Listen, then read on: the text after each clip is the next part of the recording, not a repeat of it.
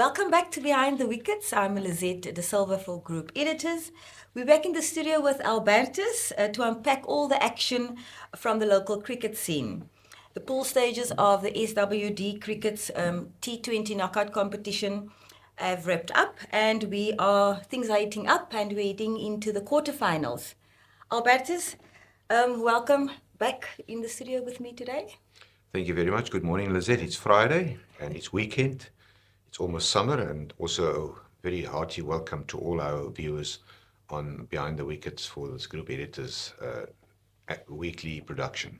Yeah, I have to tell you, I can't believe we are, nearing the end of September and heading into October. Yeah, I know that's crazy, eh? Yeah.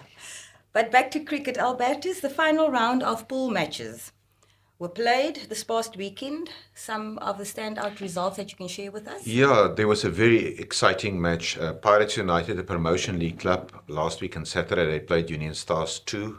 Union Stars with two professional players in their team. And Pirates chased down 174 for 5 to win by 5 wickets to secure a place in the quarterfinals. That was pretty outstanding for me. So the quarterfinals has also been determined. Union Stars won. They are there. Defending champions Pakkelsdorp United, Knysna Cavaliers, surprise package Beaufort West, actually a reserve league team who qualifies. Plett Pioneers, they've been relegated last year to the promotion league, they qualify. And as I reported earlier during one of these programs, the SWD under 19 team will also feature in the quarterfinals. Okay.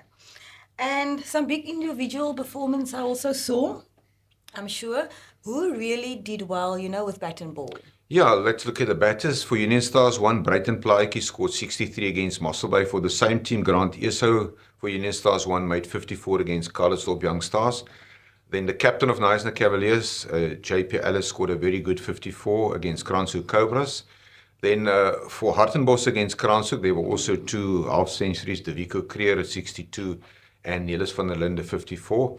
An outstanding performance I mentioned about Beaufort West, Elton Lee Daniels scored 96 not out against the University, NMU. And then for George, Neil Jordan was in great form. He scored 114 against Mayflower and 82 against Ramblers. And there was also 58 from the Wetstein for George against Ramblers. And then Randy Wessel made 85 for Mayflower against Ramblers. And an outstanding performance to be match-winning 63 from Kernay Thorne for Pirates against Union Stars. You will see in most of the cases it were the batters that feature.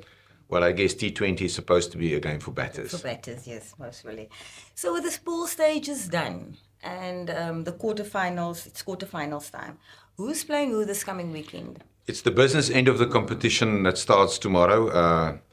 I think all 4 games are going to be very interesting. To me, the cracker of the game will be at the Bridgton Sport Ground, where Union Stars 1 will take on Knysna Cavaliers. I think that'll be a fantastic game to watch.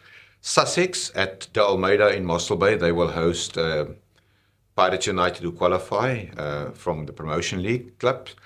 Defending champions Pakkelsdorp, they will be at home against Beaufort West. Beaufort West to me is a wild card.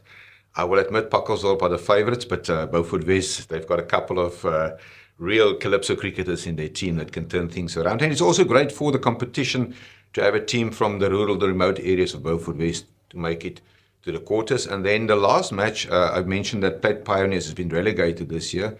They qualified for the quarters. They're up against the SWD under 19s. Now, the SWD under 19s for the past 3 years has reached the quarterfinals. The question is, will they get beyond the quarterfinals? That will be answered tomorrow at New Horizons in Plettenberg Bay. Matches start at 10 o'clock.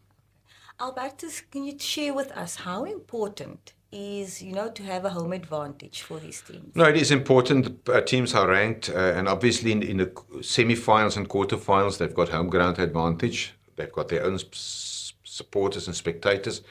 But the finals, we play at the recreation ground, both men and women, on Sunday the 6th. So that's always a great spectacle. Yeah.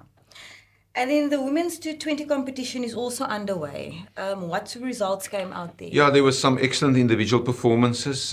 Sunette Fourie, a former SWD player, she made 97 not out against Sussex. In the same match, Hilde Nienhauer made 77. Then for Pakkelsdorp against Sussex, poor Sussex, they've been on the receiving end this weekend. Julia Hall made 170 not out. Julia is playing for the Garden Route Badgers. And then two youngsters who really excelled, both still at school, part of the Cricket South Africa acceleration program for young players. Jose Comfort took 7 for 2 with the ball for Union Stars against Duisseldorp.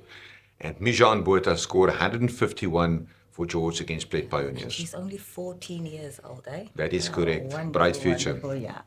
And then, Albertus, it's almost time for the Women's World Cup. Yeah. Yeah, Share your thoughts with us. last Friday was quite an extraordinary weekend for the Proteas. Tasman Brits and Laura Wolfhard, they've been involved in a first wicket partnership against Pakistan in the Gaddafi Stadium in Lahore of 260. Tasman made 171 and Laura Wolfhard 100. So that's a great build-up. They unfortunately lost the final match by 6 wickets against Pakistan on Monday. So they won the series 2-1. So all eyes will be on this World Cup. It starts next week on Tuesday. And South Africa's got a tough opener next week on Friday in 7 days' time against England. So that's going to be really, really exciting, interesting. It's a great build-up. We've been very successful in the last 2 T20 versions where we both, at both occasions, reached the final. This is a 50-over game. It's a bit of a different game, and we test different skill sets. But I'm confident that the Proteas will again excel. And then, Albertus, your cricket highlight for the weekend. Yeah, one of the greatest grassroots programs in the world is the KFC mini cricket program. On Saturday, we've got the provincial KFC provincial seminar in Oudtshoorn. And yes, we've got a former Springbok rugby coach as our guest speaker, so I'm looking forward to what Heineke Meyer will have to say about a legacy in sport. Okay. So there you have it, ladies and gentlemen. A program full of lovely and exciting cricket for the weekend. Make sure you get out to the fields and support your team. Thank you very much for joining us this afternoon. I'm Lizette de Silva for Group Editors. Thank you, Lizette, and a great weekend to all our viewers.